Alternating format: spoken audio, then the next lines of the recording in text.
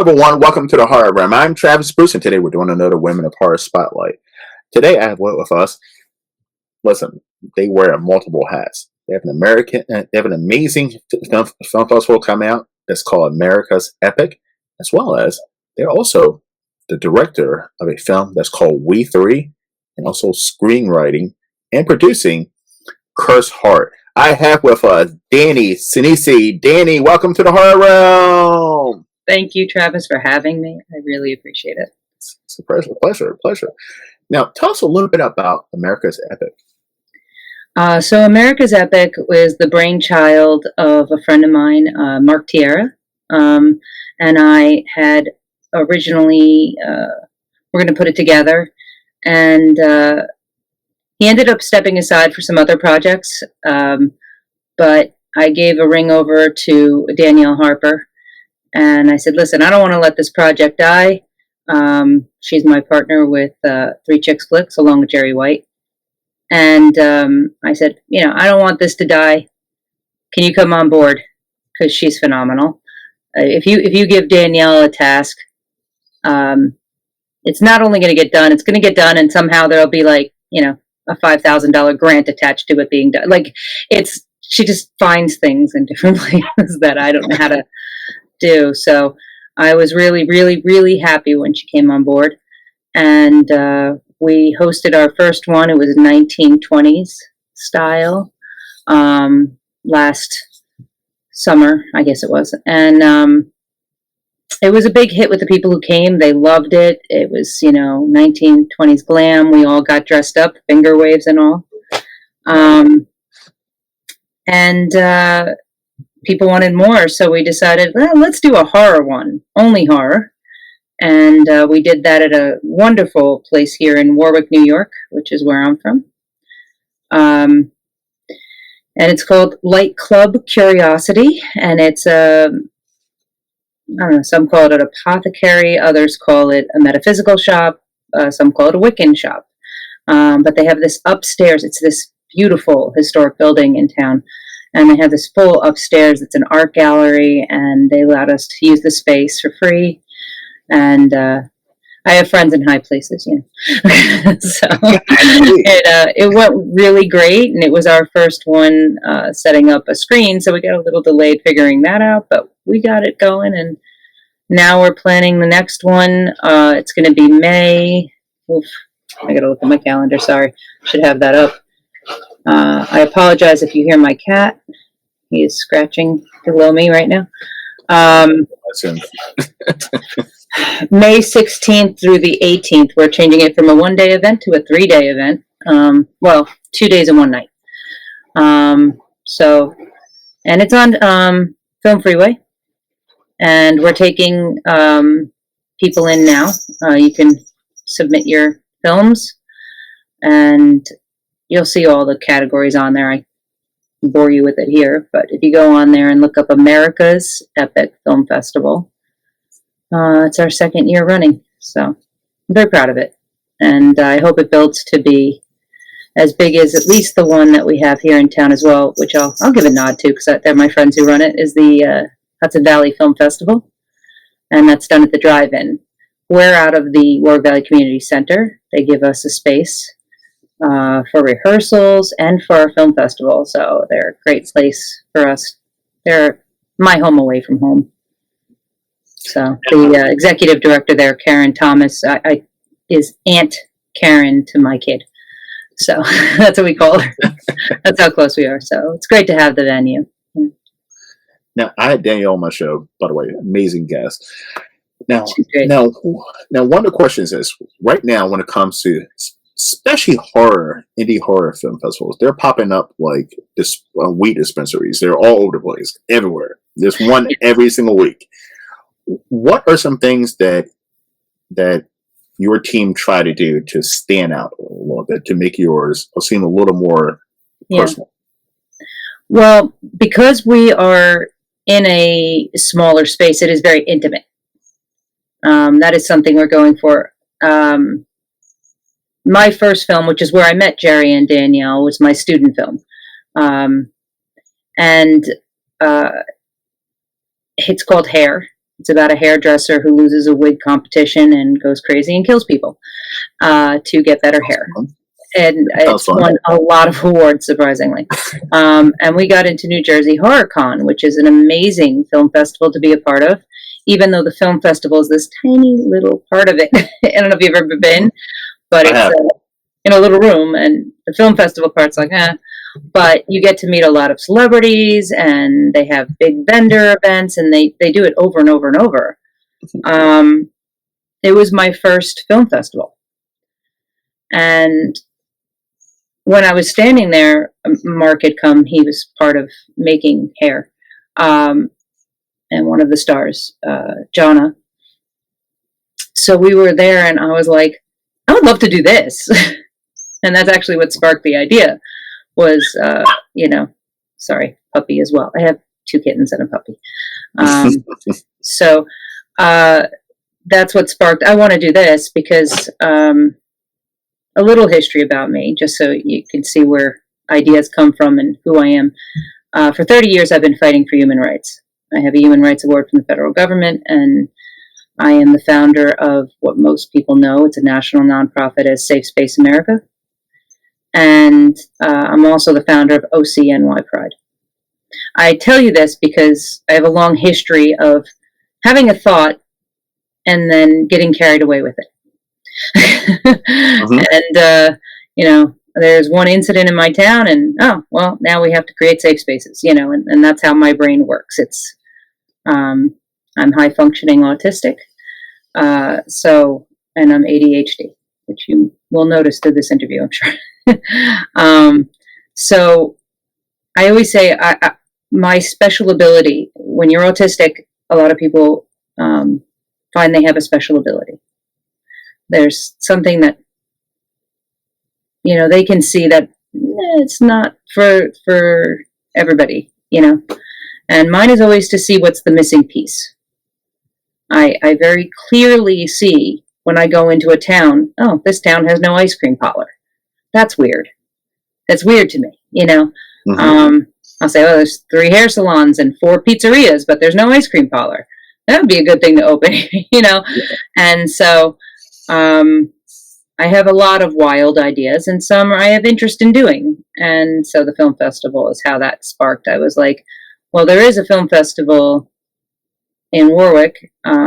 At the time, I was living in Sussex County, New Jersey, and I tried to find a venue there because there wasn't one. And we could not nail down one. And the community center, as I said, is my second home. And they offered the place for free. And we were like, well, we'll do it there if my friends are okay with it from the Hudson Valley Film Festival. So I gave a message over to my friends who run that. And I said, would you mind if I did another film festival? And they were like, no, we love it. Bring more. And I was like, oh, okay, good. Then I don't feel bad. And so we went forward. And so that's, just starting out, second year. I think that the intimate setting, being in an apothecary or a metaphysical shop, I think that lends a different atmosphere. And I also, I like the films we choose. I know I also volunteered for the Black Bear Film Festival in Milford, PA for a year. And I got to watch the films that they had. And now I feel like an old hand at being at film festivals. And, I saw how selective the Black Bear Film Festival was. I think it's 30 years running, so they have a good reputation and a lot to choose from. But I saw the glam of it. I saw the selection a little bit. And I can't say that there was a bad film. There might be ones that weren't my taste. Mm-hmm. Danielle and I are very different. I guess you'd call it more commercial. That's how I put it. And she likes more artistic, and when we work together, we balance that. I think we get something different. And Jerry is just this powerhouse of energy when she's on set that, oh my goodness, and talented. So you put us together and we get some, crazy ideas and everything gets going. But I saw how the Black Bear Film Festival, I think I saw why it was so successful. And that was that missing piece I was noticing in other film festivals. And I felt like they were just choosing whoever. Mm-hmm. And I was worried our first year we wouldn't have enough. And I was like, oh man, I don't want to choose whoever just to have enough to fill the space, you know? Yeah. But Danielle pushed in her way that she does and got it out there even more. And we had more than enough to choose from.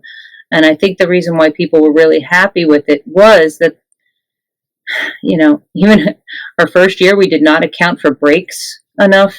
We put in, like, you know, here's a 15-minute break, and people have been sitting for 3 hours. Like, you know, back to back. We realized our mistake, you know. So we started like changing our schedule a little, and you know, it was a rough start a little bit in that way. But not a single person complained. Not a single person got up and left or moved. And I think it was because everything we chose was intriguing. And you can have champagne and caviar, but if you have films that people don't want to watch, nobody's coming the next year. Or they're just going to come for the free food and leave as soon as the films start, you know. Or you have, you know, whatever films, but you have enough of a draw that, you know, you have celebrities there, you have vendors, you know, other things people want. I wouldn't mind making it where there's vendors and celebrities. Absolutely. I think that enhances. For me, it's more about networking.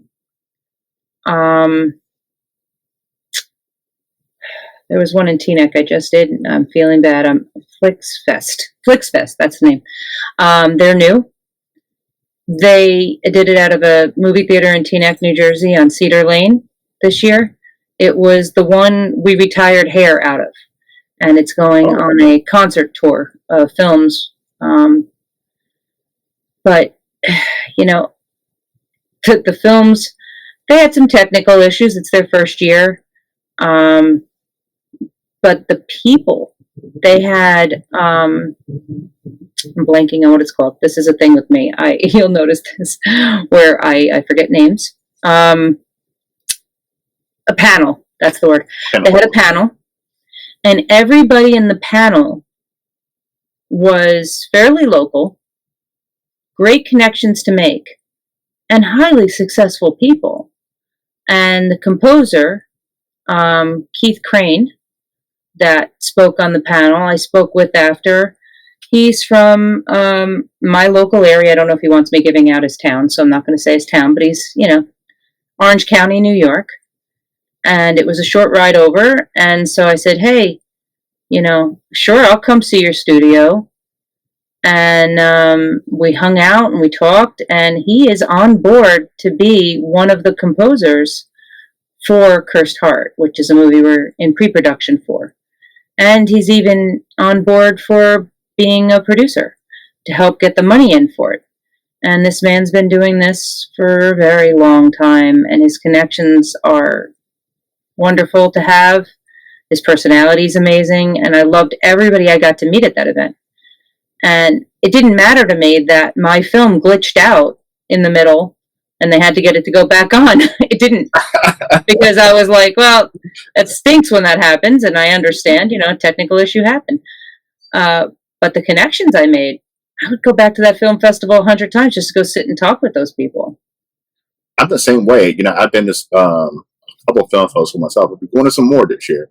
And we'll come to Mars. Oh, definitely. I mean, I'm in Baltimore, so New York is not that far. Okay. But yeah, I mean, it's great. Yeah, I think that's what we're striving to achieve more than, at least, you know, as the owner of the company. That's my main goal. As I said, Danielle is the executive director of the film festival, so she gets a lot of say. I actually invited her to be a partner, and she was overwhelmed with already doing the partnership with Three Chicks and all the films she does, as you probably heard her talk about. And she goes, I don't know if I could take on another one, but I'm right there with you. And I'm like, okay, I just don't want to ever lose you. Yeah. I want you to be invested, and I'll split the pay with you equally because you do all the hard work. So I don't feel like she's an employee, if you know what I mean. And I hope she doesn't feel that way. I don't think she does. But on paper, yes, I'm the boss. But I'm even on set when I'm the director. I joke around and I tell people, just so you understand, I'm the director. That means I'm the boss, but it also means I know nothing without you. And it usually gets people laughing and makes them feel more comfortable. And my directing style is I'm new and I'm learning. And I don't ever want to change that style. I could be doing this for 30 years and I'm going to have that attitude that I'm new and I'm learning. And that's how you keep it. And that's how you keep it fresh. Yeah, that's my strength, I think. And I have that with my nonprofits, and that's why they've been running for over 10 years. And other things I've done, I have quite a history of different careers due to different incidences in life. I was paralyzed from the waist down in a car accident about 15 years ago now. I don't know. I've lost track of time. COVID messed up my calendar and my brain. But I owned a hair salon. It was very successful before that. And so I was an EMT for 10 years, including 9/11. And so I've learned how to be a leader and a boss through doing, but also because I see those missing pieces. Mm-hmm. And I think that's the thing that makes the difference between a follower and a leader. The leader sees what's missing and knows a creative way to. Sorry, my Italian hands are happening. I'm trying to keep my hands down.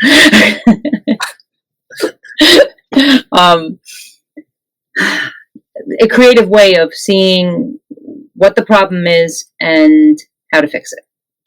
And then knowing who to get to help do it. I don't pretend that I know how to do everything. And I think that people respond to that on set. I'm learning that, being newer in this field. I just graduated from my bachelor's in 2023. So I am older, but I went back to school for this. So I'm still the baby. Yeah. But I don't know. I'm not good at being a follower. Because I see those holes and if somebody's not filling it, I'm like, go do it. Come on, let's go, guys. And I'm the same way. Now, but Danny, listen, as a filmmaker, is it tough to have to? I'm going to use a crude word and reject other filmmakers' projects. Yeah, I mean, so because Hair was so successful, and it's crazy because it was a student film, and you would think people would be like, oh, they don't know what they're doing yet, or at least I don't. But people have been trying to drop us, things they've written. So I think that was one of the reasons why I started Three Chicks Flicks with the girls. At least my reasoning behind it. We all have our own, kind of motivation. But for me, I'm also a substitute teacher. That's what I do for a living, technically. That's a tough How job. do you call it a living?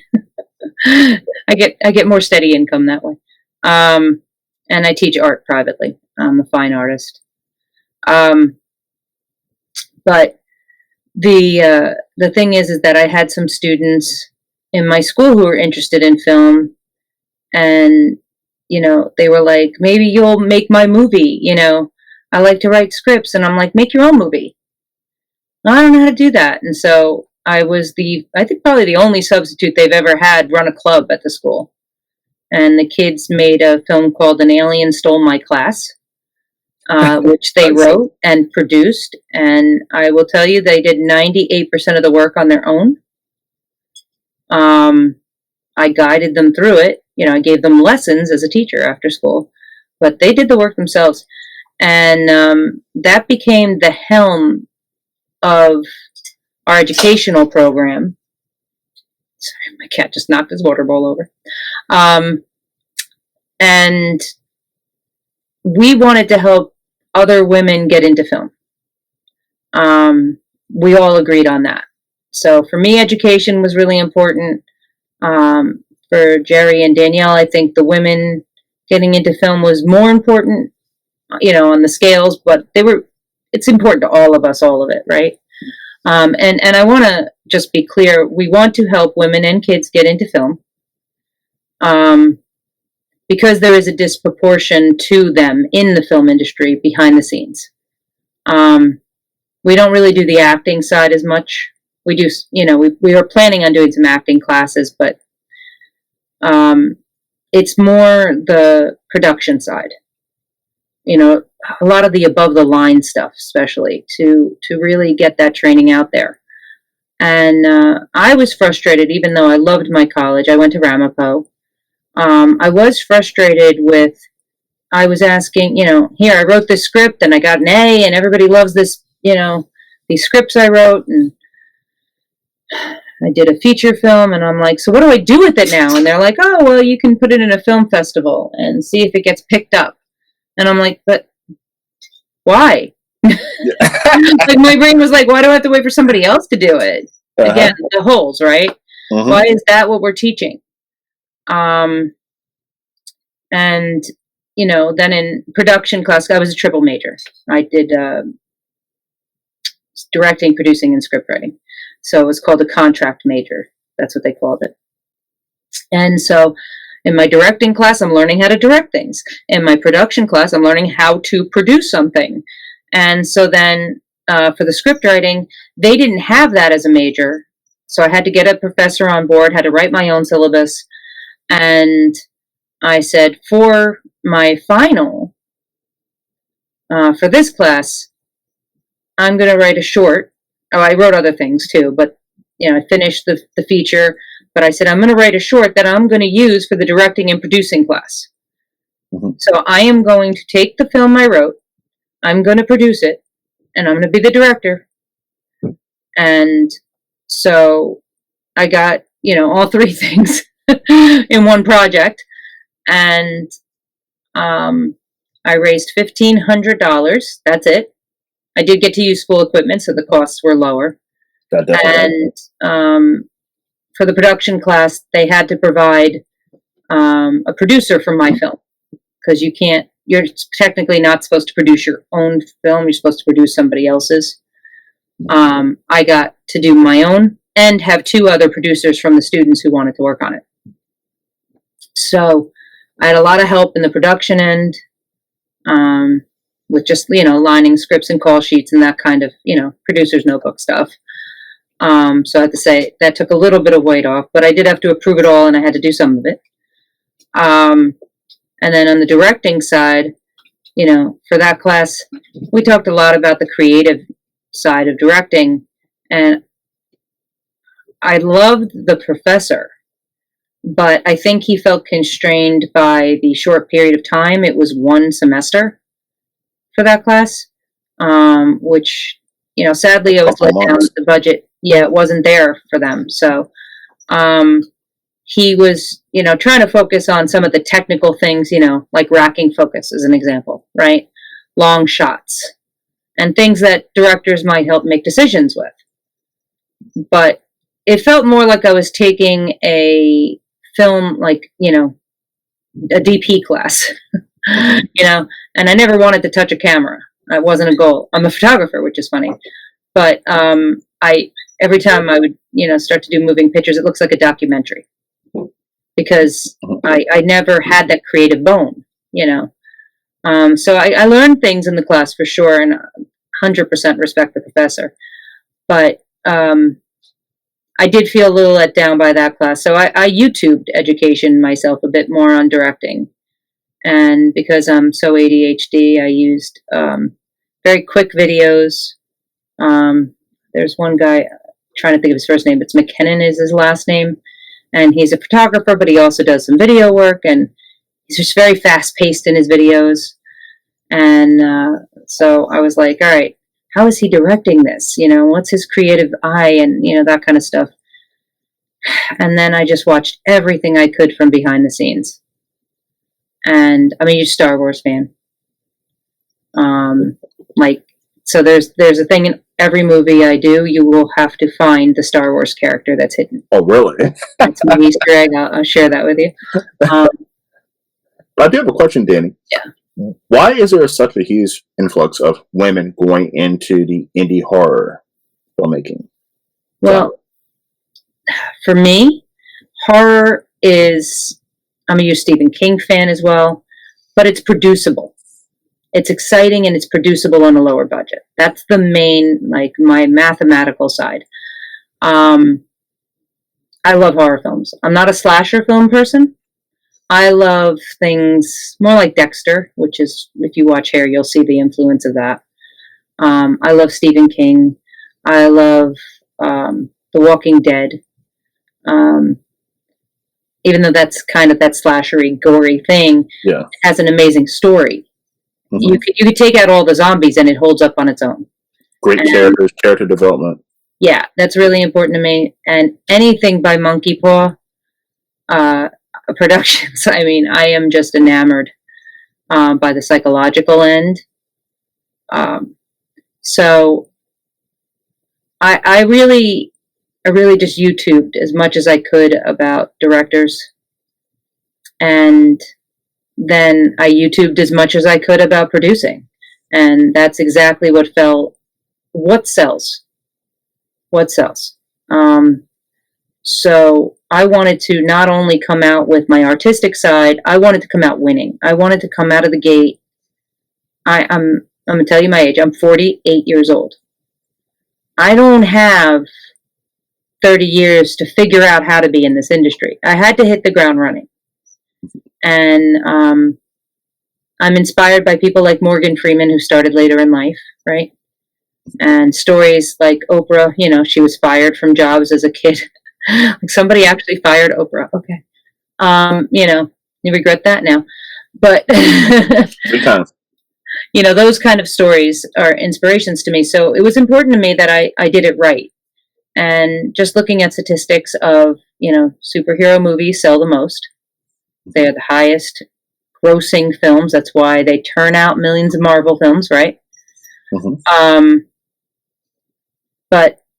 And sci-fi is big too. You basically anything you could sell to a 16-year-old boy, you know, stereotypically. I hate to use stereotypes, but that's the way to look at it, you know, is what's going to sell.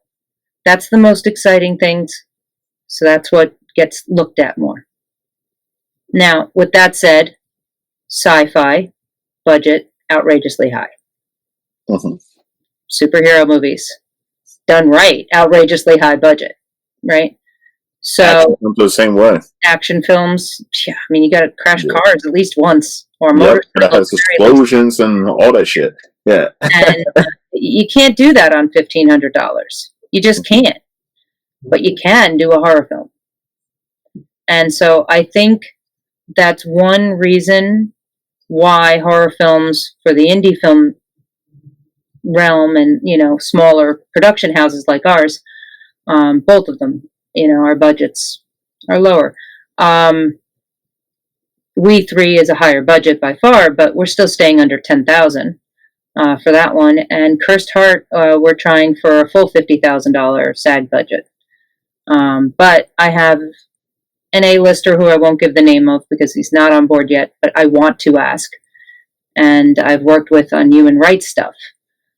So I have him in my pocket. I'm like, this is the guy. I got his phone number in my phone, and I wrote this. He would make the best old man, and he's a local. And so I want Morgan Freeman. No, I'm joking. No, not Morgan Freeman. He did film here, and I was down there on the area, and I went to go get pizza. And his stunt double was getting pizza, and I thought for about 20 minutes I was talking to him. He sounds like him too. He doesn't only look like him; he sounds like him. So, you know, I was like hanging out with him while he was waiting for his food, and we were just talking. And then he was like, "I have to just be upfront because I'm pretty sure you think you're talking to Morgan." And I'm like, "Who am I talking to?" And he's like, "I'm a stunt double." And I was like, "Whoa!" Like, identical twin. It's creepy. But he was an awesome dude. I forgot his name. I apologize. Watching this, I'm sorry, dude. You were cool. But they did Bell's Isle, I think was the name of the movie in Greenwood Lake. So yeah, but anyway, so that is my answer. I think that. So I always go back. I ADHD off, but I come back. Shoot on back. I try. I think that's why it's popular, because I think women who get into this industry want to be able to compete with the men. Mm-hmm. And if you look at it pragmatically, that is the easiest way to compete, is have something that could have a high impact and not cost a lot. And everybody loves horror. I'm not everybody, but but men, women, everybody. But I think that's a main reason. Age ranges, all different age ranges, races. Everybody loves it. Everybody loves and can identify with horror. I feel. Yeah, and one of my favorites was a Sundance film, and I have to say it was made by one guy with one camera in the woods with a cave. And I do not know the name of the film, so it is terrible that I'm telling you this because I have no clue the name. But if you can Google this film, it won a ton of awards. And essentially, I'll spoil the film telling you this, but essentially it's about a hiker that ends up in like a time warp, I guess is the best way to explain it, or a loop. And after going and exploring the cave, and there was stuff outside the cave, and he goes in the cave, and then once he's in the cave and he comes out again, and he realizes he's back in front of the cave, and the stuff that's outside is his stuff, and I don't know, it gets a little confusing, heady, but then as you follow it, you realize, oh my God, this guy's in like a loop, and he can never get out of the cave. Wow. And eventually you realize how much time has lapsed for him, and he's just screaming in the cave. Wow. And that's something that I love about horror. Mm-hmm. The budget on that was whatever the camera cost and the fuel to get there. So, if he owned the camera already, probably nothing. Yeah. And he went into Sundance and won. And I think it was absolutely genius. And I'm a huge fan of marketing strategies as well. And I don't know what he did to market it, but I'd like to know. I don't know if he just went to, and tried for Sundance and they loved it, and, or he did other things and got it in. I don't know. But it reminded me a little bit of Blair Witch without the length of time that, it was a short. So, which has one of the most amazing advertising campaigns ever. Oh, the Blair Witch was. Yeah. Oh, it was amazing. But I don't know how well that would go over these days to pretend somebody was really lost in the woods. But back in the day, I remember being, my friends and I trying to figure out which Blair town. Mm-hmm. And because there's ones in our local area, and we were trying to figure out where this was, and maybe we would help go find the people because we were avid hikers. We were so right here into it. I would say it was right here in Maryland. That's where Blair Witch Project takes place in Maryland. And, eventually we learned that. Burkittsville, Maryland, which is, by the way, if you've ever been to Burkittsville, there's literally nothing there. That's. By the way, I was going to say that's Trump's city, but I'm not going to get into politics. But I'm with you. Don't worry. But yeah, Blair Witch. I mean, this is before. I want to say I was finishing up high school. I was in high school. I was out just right out of high school, and I remember having the internet, finally getting internet, but I didn't even know how to even like work it and look up this Blair Witch. You were like, somebody talked to me from China. Oh my God, they said hi. I remember the internet starting out. I was completely confused, but the Blair Witch is such an amazing. I mean, that market campaign was amazing, and absolutely. I thought it's definitely. It's definitely it's an icon when it comes to a horror movie, and it also started, a subgenre in horror, which is found footage. Mm-hmm. Absolutely, it's genius all the way around. There's a script I'm writing, not to give away too much, but it's a future project, which is inspired by the Blair Witch Project on a level. because I want to be able to shoot something. So again, low budget, right? But I lived in Montague for 2 years, New Jersey, and it was a brief stint after my divorce. I ended up in New Jersey, but I'm back in Warwick. You'll hear me say I've been in Warwick for 15 years. There was a blurb where I was out. But so there's a road called Old Mine Road, and it's one of the oldest roads in, I think, New Jersey, maybe even New York area. I think it changes names, but goes through there. And it actually has markers for the war between New Jersey and New York, which I didn't even know happened until I drove down that road. But I got me an old Ridgeline, and that truck, I love that truck. That's a good advertisement for Ridgelines, by the way. But I took it down Old Mine Road for a very long time, and it goes off-roading at some points with a sheer cliff on one side and a rock wall going up on the other, and it's one lane, but it's two directions. And so that was fun to navigate when a minivan came at me. And they apparently knew the road better than me because they instantly started backing up and let me go, which I was so grateful for, because even with my awesome backup camera, I was like, I don't want to back up next to a cliff. Yeah, I was no. trying to get through this. So it is that kind of road at some points. But so, well, I don't know if Danielle wants me announcing this yet, but I'm going to. She won't kill me too hard. We're also working on a series. We're on the concept stage of it for a ghost hunting series. That's all I'll say about the actual series. But it has some differences than other ones that'll be fun if we get to do it. And we both really like this like spooky side of things, you know. So Dannie Boy, which is my other film production house, will be doing that, and we'll be doing Old Mine Road once I finish writing it. And some of it's inspired by Weird New Jersey, which is a book, which now there's Weird New York. I think there's Weird everywhere, but it started out as Weird New Jersey. And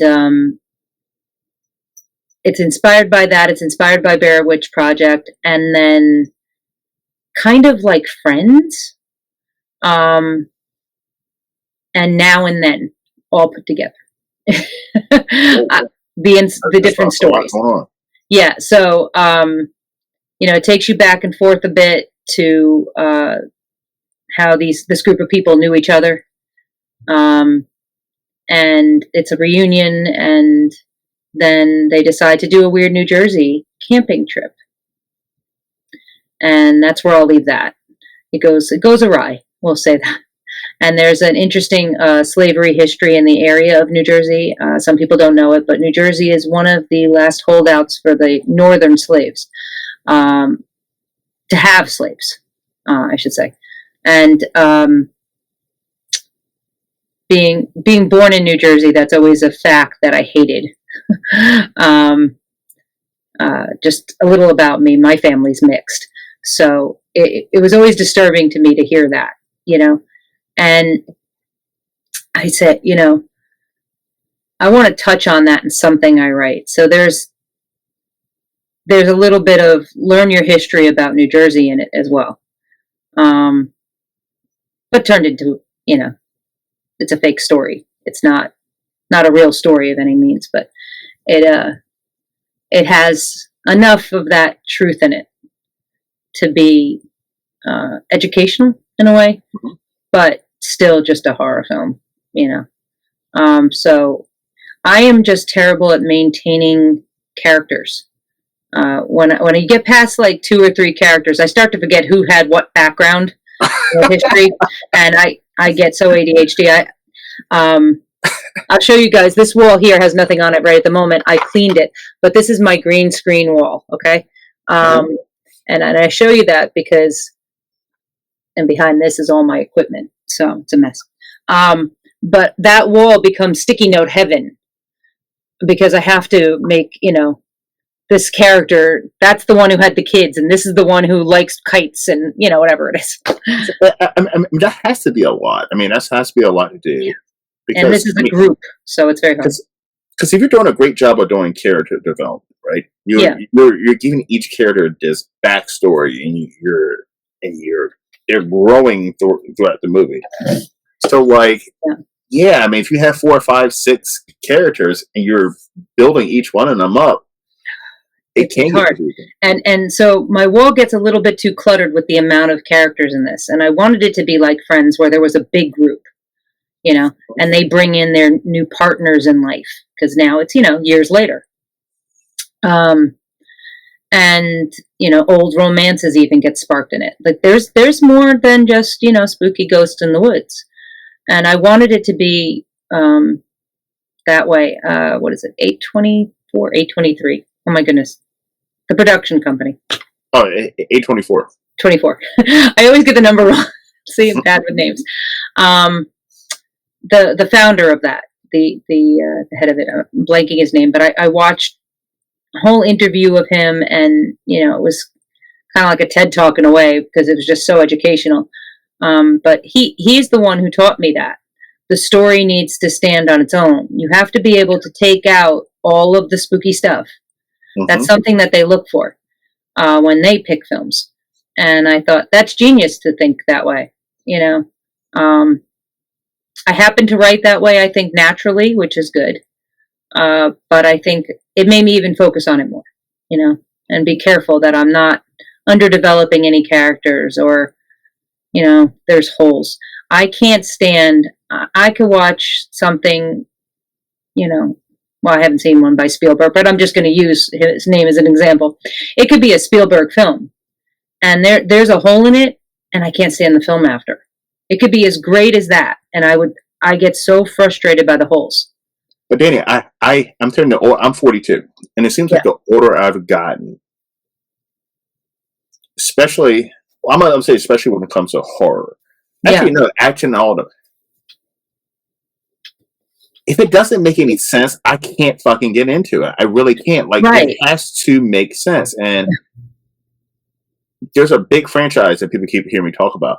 But like, and I know people love this franchise and everything, but I'm like, I don't get it, because I've seen 2 of the movies in the movie theater, because they're indie filmmakers. I'm gonna say Terrifier, but like, I don't get it, because there's such big holes in the story, and it doesn't make any sense. And I'm like, okay, we're 3 movies in, and I know as little as I did it from watching the first film.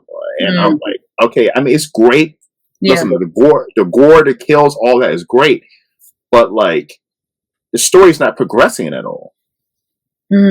Yeah, I think, for me, I'm a huge, being 48, Gen X, you can understand you're younger, but even I call it the late millennials that are Zennials, I guess we call you guys, like Gen X, whatever, I forget the name you call it.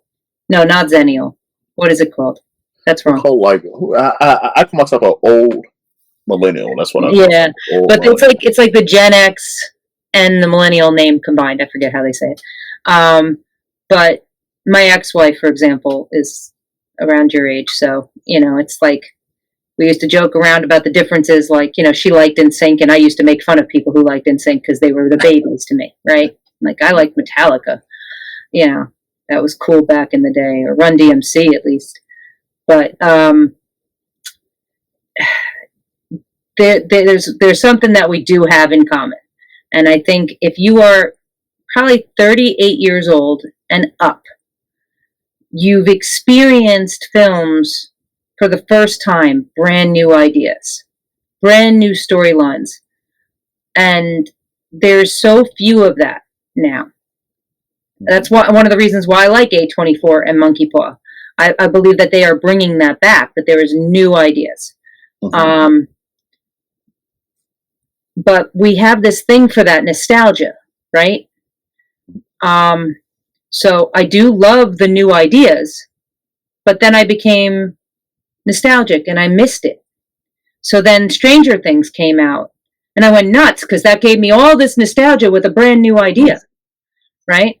And that clicked my feature, Bear River, which I wrote. It has a modern twist, and it has the late 80s, early 90s, like adventure on a river in the woods being chased by a bear. And it's a hybrid bear, which is the more modern twist of it. And it's a lesbian family, also a more modern twist. And we have the modern thinking, like back in the day, we didn't talk about PTSD. We didn't talk about phobias, right? Like if somebody was scared of something, it was something they had to get over. Yeah. You know, that's it. Like it wasn't like an actual trauma. And so my characters in their development have PTSD. They have trauma in their past. And so it makes it more modern. But yet you still get that good old bear just popping out of the bushes, you know, and the white water, you know, due to a storm that forces them off. So like there's that rafting and, you know, that, you know, you get that Meryl Streep moment of her rowing. I can't think of the name of the movie, but you know, that kind of thing. And like Whitewater Summer, how they trek through the woods and try to get through, and the Revenant and the bear, you know, those movies. I wanted to make sure we're in it. Those are my influences. But I wanted a sensitivity we have today. I wanted the character development that we have today. And so that's how I think about things when I write. And I think that I could have sat there and tried to sell these things to Monkey Paw or to A24. I think I fall in line with their genres and their twists and the way they think things. And if I had their kind of money, it would come out great, you know. I'm holding on to Bear River for a much bigger budget because I don't want to skimp on it. Danielle has tried to encourage me to put it into film festivals. But again, I really want to produce it. I want to build my company to do it ourselves. So Cursed Heart is a retelling of A Telltale Heart from Edgar Allan Poe. I'm a big Poe fan. And I just did reading. Yeah, did reading for his birthday recently, so absolutely. And there's a lot of Poe stuff happening right now. He went into public domain, and you know it's a little competitive out there, I'm sure. But it's a modern twist. Danielle's actually playing the lead. Jerry's directing. And it's this mindset that I got from the kids at school that triggered the character development on it. So while teaching middle schoolers, subbing for a teacher who was out with a surgery, I had some of those rare times as a substitute teacher that you get the same class and you really get to teach. A lot of substituting is babysitting. I hate to say that, but it is. You know, unless you're doing elementary school, then you have to do the ABCs, you know. But middle school and up, it's all right, do you need help with that? Okay, here, how you do it, you know. But you don't make lesson plans. You don't really get into things. And the teacher did leave me lesson plans, but I can interpret them, you know. And we had Poe, and we were doing A Cursed Heart, and I was so excited because I was like, oh my God, it's my favorite. And I have students to teach it to, like those little minds. I can get them to absorb it, you know. And it's a special ed class, but these kids really like the story. And the assignment was to read different ones and watch the different YouTube videos of the different retellings. And in every one of them, there was a male murderer. So one of the questions the teacher posed is, what made you think that it's a male from the reading? Why did everybody interpret it that way? Number one. And number two, if it was a female, what would be her motives? Is there any difference do you see in her character? And I'm so grateful for the teacher asking that. because it was really interesting. Every single kid, not a single one didn't do this out of the several classes that I covered for her. So I'd say about 50 kids total, maybe, no, maybe a little less, somewhere in that range though. The kids, thought, oh, the guy, he's just crazy, he's a nut job. Maybe he was on drugs. Maybe he has mental, issues and that kind of thing. And I'm not a big fan of the words nut job or any of that stuff. But I'm literally saying what little kids said, just to be clear for the audience. I'm not a big proponent of making fun of mental health issues. But that's how the kids perceive it. And so when I got to pose that question, well, what if the killer was a girl? Why did she do it? And the kids all went, oh, well, I mean, I guess she could be crazy. Like they all of a sudden got really confused. Like they all couldn't process it. And this is all genders of children saying this, not just the boys or not just the girls or anything in between. It was just an overall, I bet he was her father. Or I bet he did something wrong to her. He broke up with her. And those kind of answers started arising. And I thought, why don't the kids think women can just be nuts? Like, why aren't they saying that? But that's society in general, though. Right. So I made the character just, in their words, nuts. There is no wrongdoing on his part in my film. And it just sparked me to start typing, because I was just like, wow, out of all of the things these kids saw, there was never a female killer. There was never a modern interpretation. It was just all very clear cut, post time period, Because, I mean, if you look at horror in general, anytime there is a woman killer, her motives are because she was abused, something traumatic happened to her, PTSD, something. And or she snapped. Snapped is a big one for women. Or she snapped. It just it can't be. Maybe she's just a bad person. Yeah, mine's just a bad person. That's what she is, and I think that's what's going to make it different.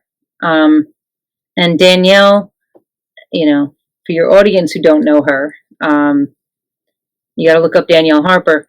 She's classically trained ballet dancer, singer. She's just very sweet looking, but she's such a talented actress. She can play anything. And we did some promo, photography shoots for it and other things. And she comes across psycho, and it's awesome.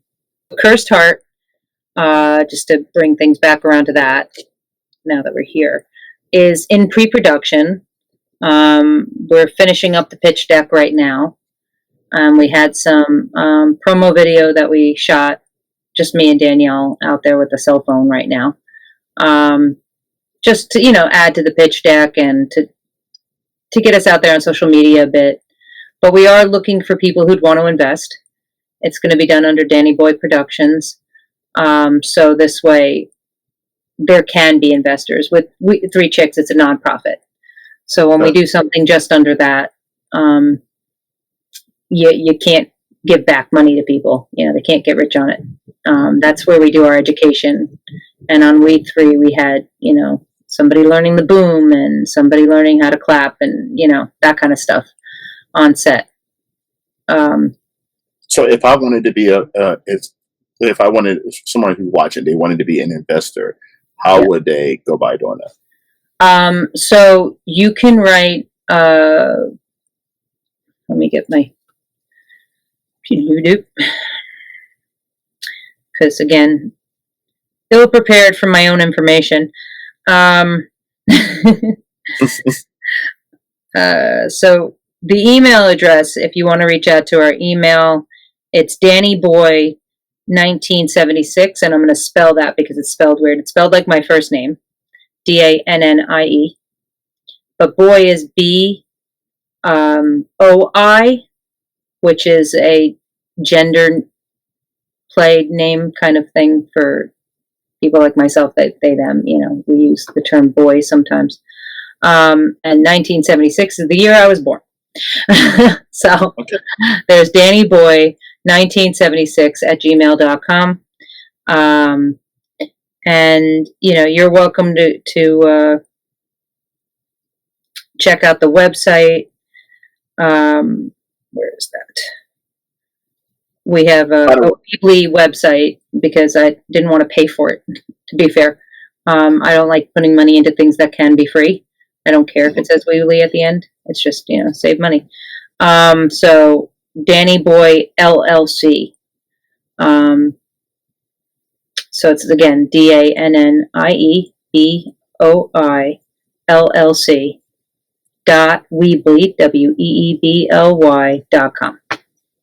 And you can check out our website. That's going to be down in the description too, the email as well as the website. Thank you. Big places would definitely. Yeah. And 3 Chicks Flicks is 3 Chicks Flicks at weebly.com, but it's spelled 3 with the number CHICKS, and then it's Flicks like flick you.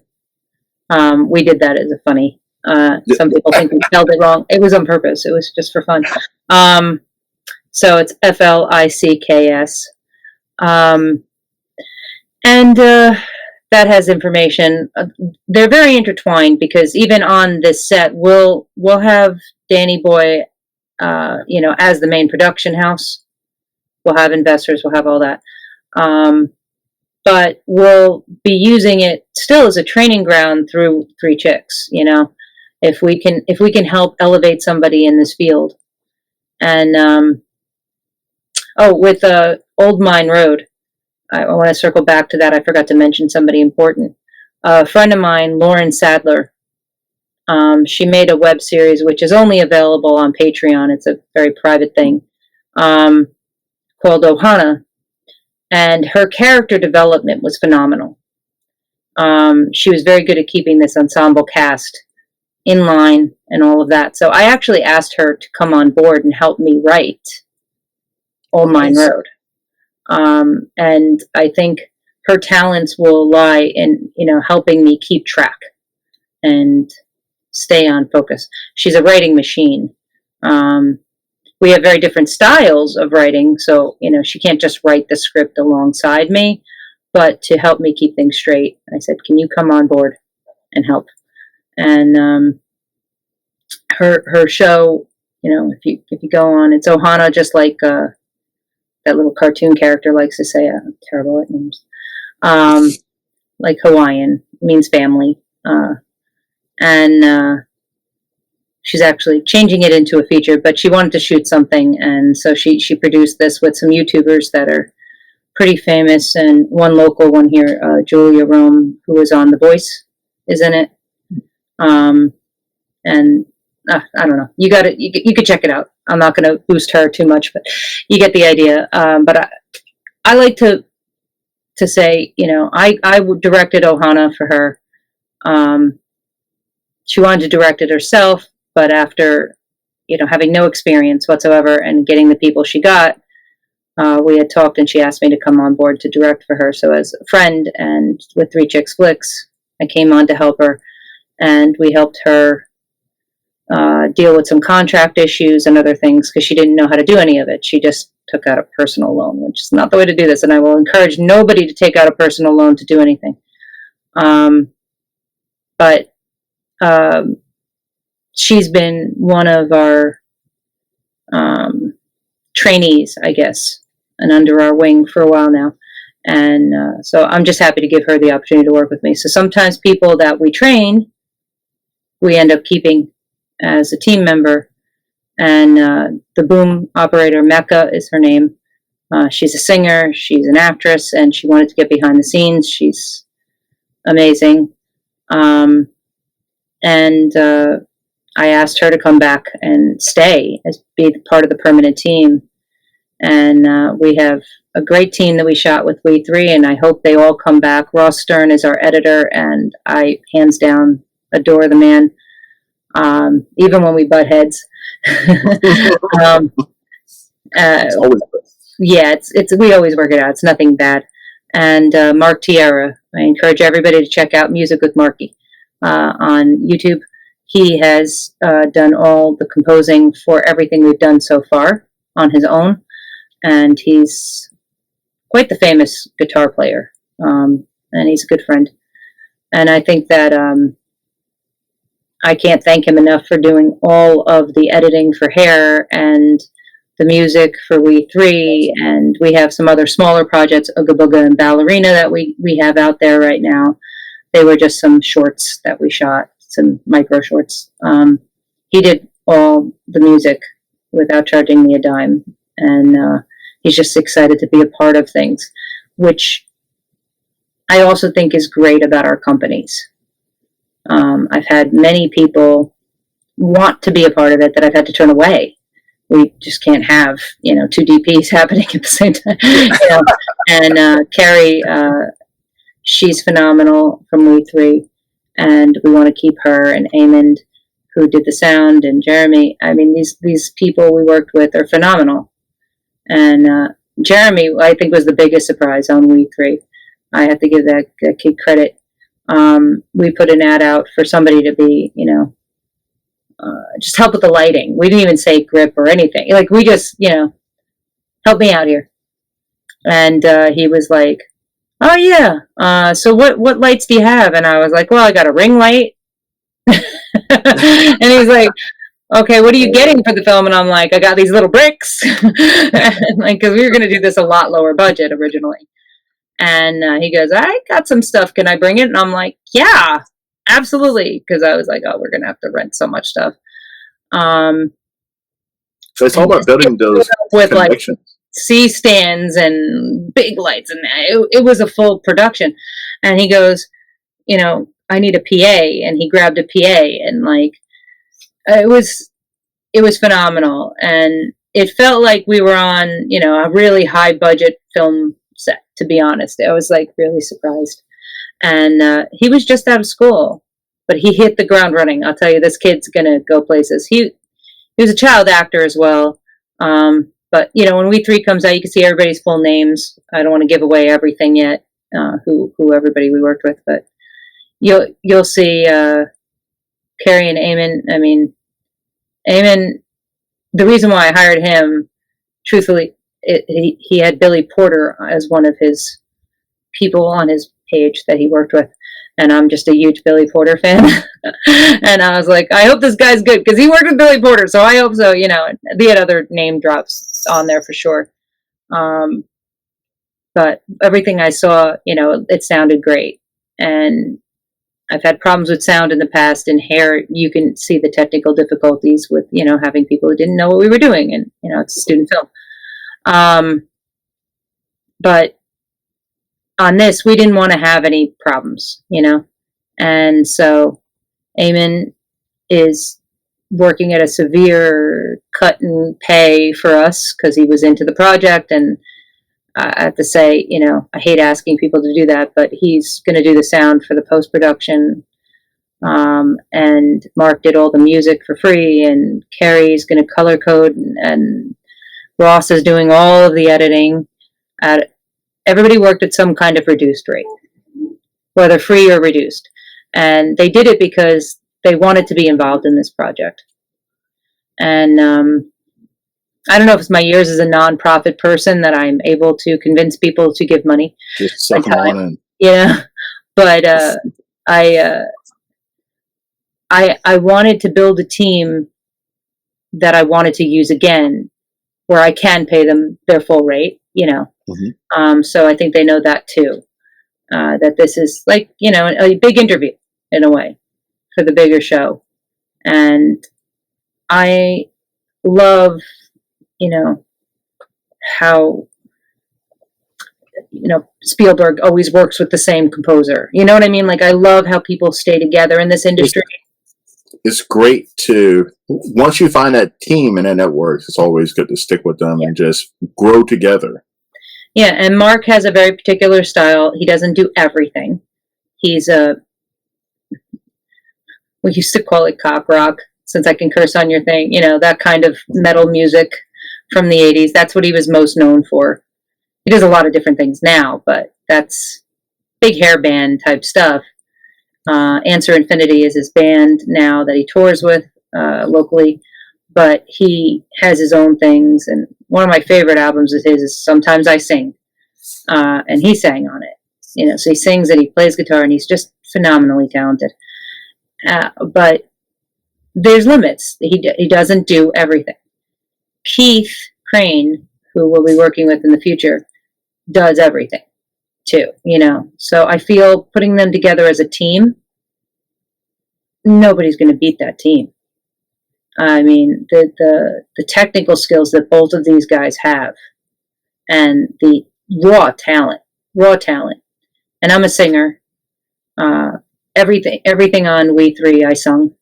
I wrote with Mark and sung. And so I'm very particular about the music. I'm operatically trained, and it matters to me a lot. Music, and most people don't realize music is so important in horror. Oh yeah, and it builds the tension. Actually, music is important in any damn movie. It builds the tension. It carries the story along, and it helps the scenes transition as well. Mm-hmm. If you get the chance to watch Hair, it's under Kitty Cat Films, because I had to make up a film production company for school. It's a fake film. Mm-hmm. On YouTube? It's on YouTube. Yeah, it's with K's, Kitty Cat, no C. And there's me and Mark working on that together. We were so amped up, you'd think we were on crack. Like, we were just like, oh my god, oh, that look right there, do that again. We were like that the entire time. And I was like, no, yeah, okay. Did we just do that? And I look crazy because I was so into it. And there's this one spot, if you watch it, Mark hit it perfectly, where the music just had this sound in it. And we lined it up when the headlight went on. And this like close up of the headlight, you see the victim in the distance, the headlights here, and the killer's in the car, and the poof, and you hear boom. And every time I see it in the theater and that sound happens, I still get that like deep feeling in your chest, like when you're at a parade and the drum hits, that feeling. Like, I'm like, oh yeah. It's so goofy. And Mark was like, I'm so happy you're this happy. And I'm like, more than this happy, you have no idea. So I love working with them. And, we're working on our first country song. Mark's not a country person, but I love country. And I love Melissa Etheridge, Pearl Jam, and Garth Brooks and Winona Judd are probably some of my more like strong influences in my singing. A little Janis Joplin in there. And so this song has, it's called The Storm. It's the first song in We Three. The last chorus is in the movie, because the song's not done yet. But I was like, I want this song in the movie, because it's a bar scene in the first scene. And I was like, let's make it a country bar, but like a more modern feel to that country music. And you can hear my influence just in that chorus of all of those people. So I'm very excited that my music that I actually got to sing is in a film. I've never done that. I've had Mark compose things I give him ideas for sometimes. I'm like, here, make it sound like this, and then he translates that into guitar. And if you just heard us working, you'd probably think that's somebody should have a straitjacket. But wow, it's fun. It's fun. Well, I'm excited to see We Three. I'm excited to see. And Danielle wrote it. And listen, I love Danielle. I love what your team is doing with Three Chicks Flick. Yeah. And yes, and we're going to talk afterwards about the film festival, because I would love to be a sponsor. Harvard would love to be a sponsor of the film festival. Absolutely. And so we're definitely going to talk about that off camera. Great. Listen, Everybody, go down in the links. I have the link for the film freeway to the America's Epic Film Festival, as well as the email and website to Three Chicks Flicks, how to contact them for investments, all that good stuff. Danny, this has been an absolute blast having you on. Thank you. I really appreciate you having me on. It's great. I'm a big fan. So thank you. Thank you. And listen, more than welcome to come on anytime. So, next project for sure. Yes, 100%. All right, everyone. Bye. Thank you for coming to the Horror Realm. I'm Travis Bruce, and that's Danny Sinisi. Sinisi, yeah. Sinisi. Yeah, like Gary Sinise with an E on the end. I messed it up. No, really. Sinisi. Yeah. All right. There you go. We'll see you. Take care.